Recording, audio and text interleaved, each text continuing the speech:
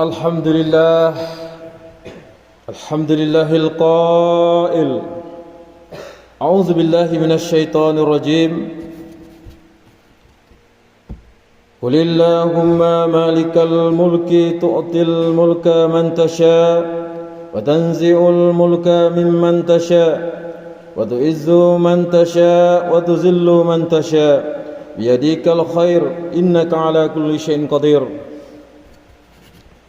أشهد أن لا إله إلا الله وحده لا شريك له وأشهد أن محمدا عبده ورسوله اللهم صل وسلم على نبينا محمد وعلى آله وصحبه ومن دعا بدعوته إلى يوم الدين أما بعد فيا عباد الله اتقوا الله أوصيكم ونفسي بتقوى الله وطاعته لعلكم تفلحون.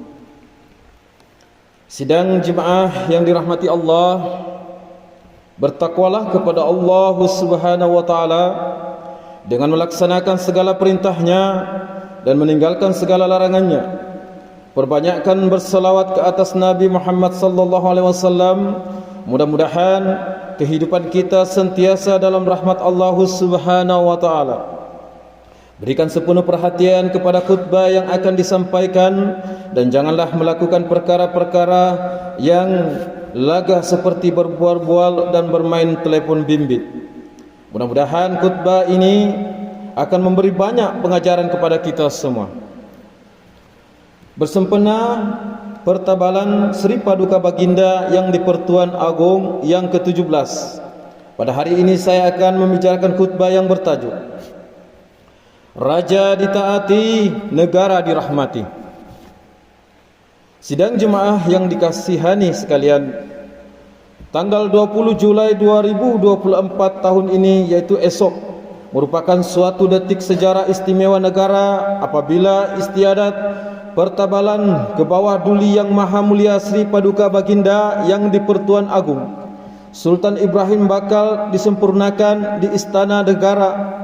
Istiadat melapas sumpah dan menandatangi surat persumpahan, surat sumpah jawatan yang di-Pertuan Agong yang ke-17 yang telah berlangsung pada 31 Januari 2024, yaitu tahun 2024 lalu, menandakan permulaan pemerintahan Baginda selama 5 tahun sekaligus, mensahirkan bahwa institusi yang di-Pertuan Agong sentiasa dipertahankan dalam usaha menjamin kesejahteraan dan keharmonian rakyat dan negara ini seluruhnya.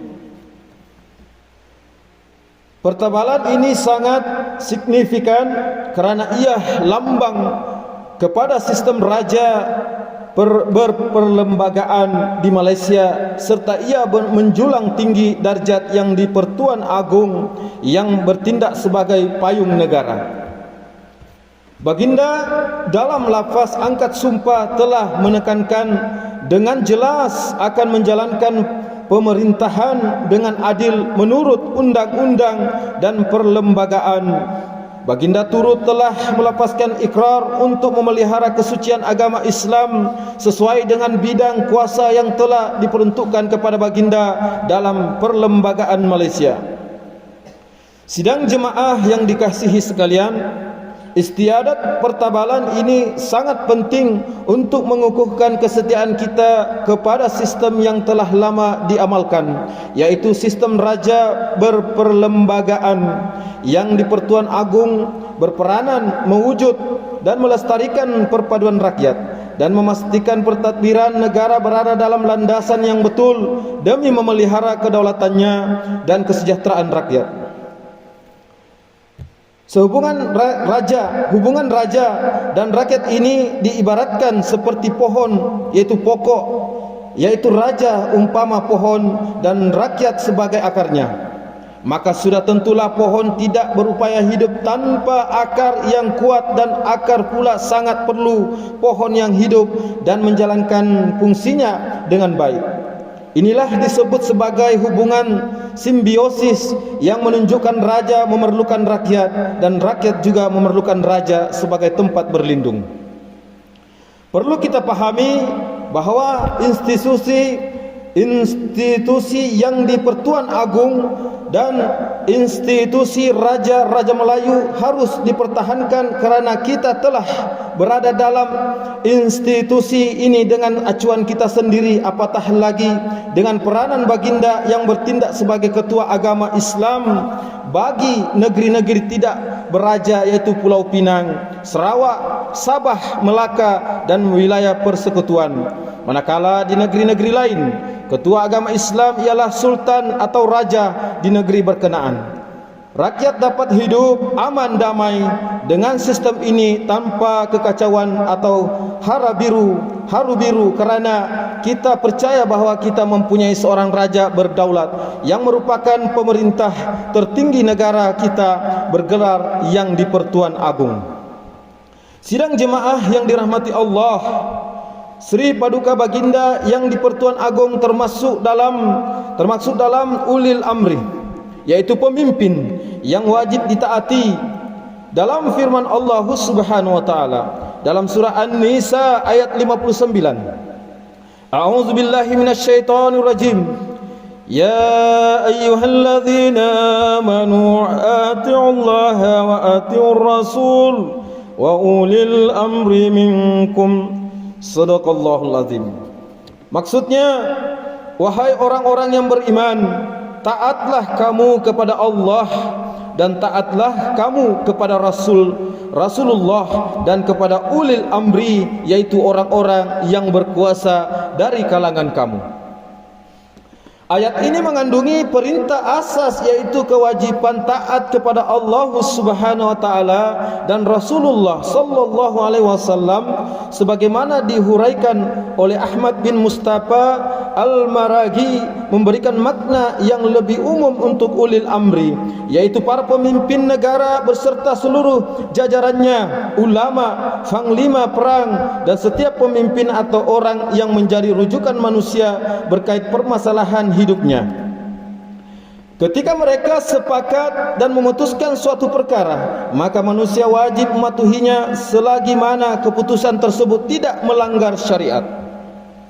Hal ini dikukuhkan lagi oleh sebuah hadis yang diriwayatkan dari Ibnu Umar radhiyallahu anhuma bahawa Rasulullah sallallahu alaihi wasallam bersabda, A'udzu billahi minasyaitonir rajim. Alal mar'il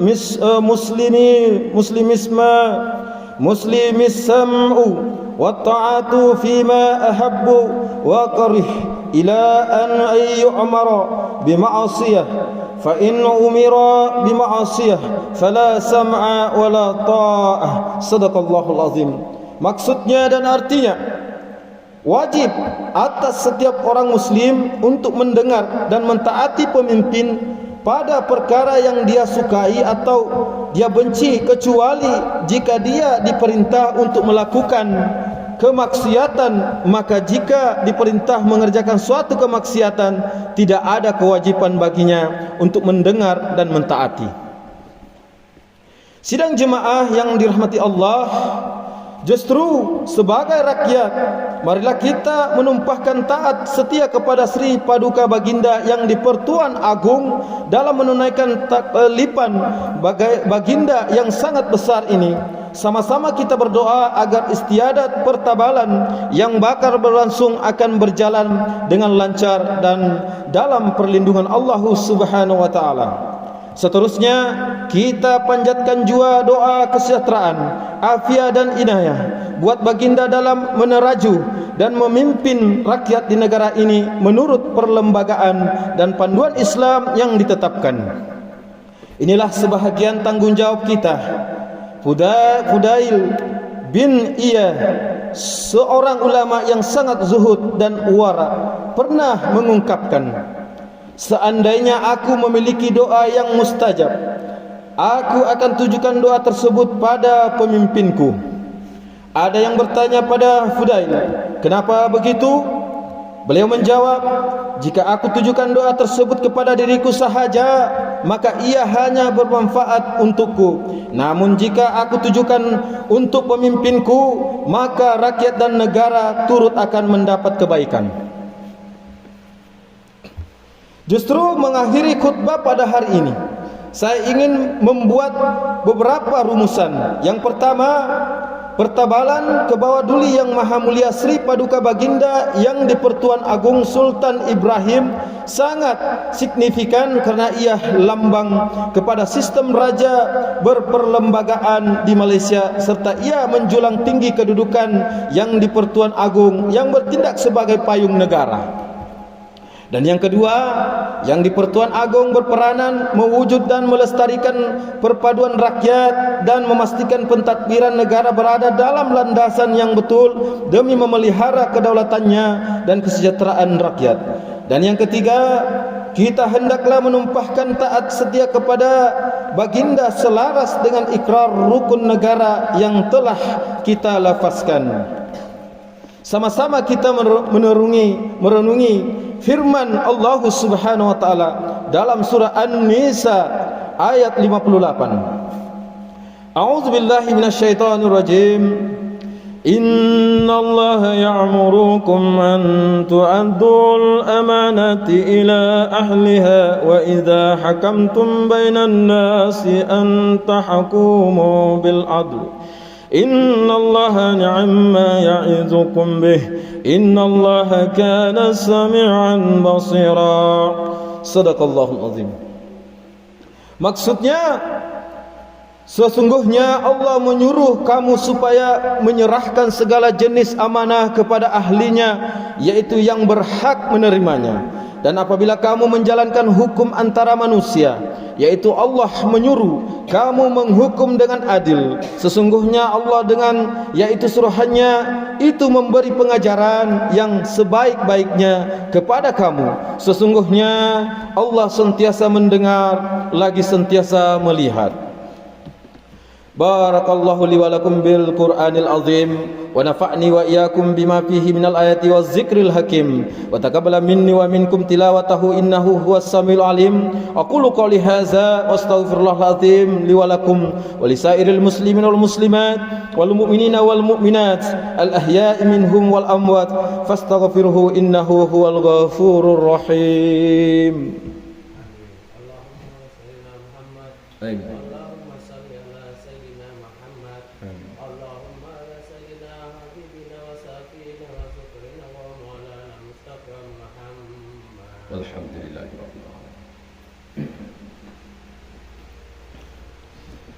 Alhamdulillah. Alhamdulillahi rabbil alamin. Wassalatu wassalamu ala sayyidina Muhammadin nabiyil ummi wa ala alihi wa sahbihi tarihin wa ashabihi tarihina wa man tabi'ahum bi ihsan ila yaumiddin. Asyhadu an la ilaha illallah wahdahu la syarikalah wa asyhadu anna sayyidina Muhammadan abduhu wa rasuluh.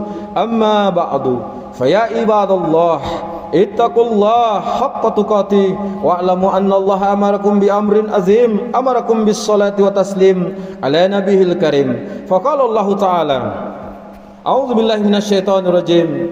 Inna Allah wa malaikatahu yusholluna 'alan nabiy. Ya ayyuhalladzina amanu shallu 'alaihi wa sallimu taslima. Allahumma salli ala Sayyidina Muhammad wa ala ali Sayyidina Muhammad kama sallaita ala Sayyidina Ibrahim wa ala ali Sayyidina Ibrahim wa barik ala Sayyidina Muhammad wa ala ali Sayyidina Muhammad kama barakta ala Sayyidina Ibrahim wa ala ali Sayyidina Ibrahim fil alamin innaka Hamidum Majid. Amin ya rabbal alamin. اللهم اغفر للمسلمين والمسلمات والمؤمنين والمؤمنات الأحياء منهم والأموات.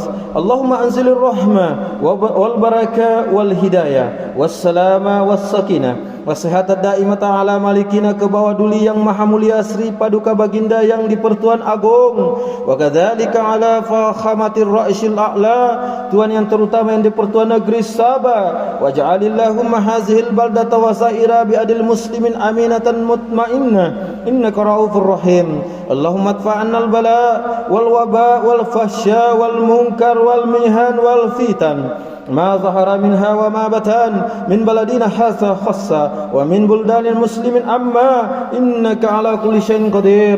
Ya Allah, selamatkanlah saudara-saudara kami yang tertindas di bumi barakah, khususnya Palestina. Kasihanilah mereka dan limpahkan gugusan rahmat-Mu ke atas mereka. Ya Allah, naungilah kehidupan kami, negeri dan juga negara kami. Hiasilah diri kami dengan sifat-sifat terpuji dan jauhi kami daripada sifat-sifat yang terkeji. Jadikanlah kami dan daripada keturunan kami orang-orang yang istiqamah, mendirikan solat secara berjamaah, menunaikan zakat, berpuasa dalam bulan Ramadan, mengerjakan ibadah haji, mewakafkan harta dan berinfak pada jalan yang Engkau redai. Sesungguhnya hanya kepadamu juga ya Allah tempat kami mengadu dan memohon pertolongan. Rabbana atina fid dunya hasanah wa fil akhirati hasanatan wa qina azabannar. Ibadallah, amin. Inna Allah ya'muru bi'adli wal ihsan wa ita'izil qurba wa yanha 'anil fahsya'i wal munkar wal baghi ya'izukum la'allakum tadhakkarun. Fazkurullahal azim yazkurkum washkuruhu ala ni'amihi yazidkum was'aluhu min fadli yu'tikum wa la dzikrullahu akbar wallahu ya'lamu ma tasna'un. Aqimus shalah.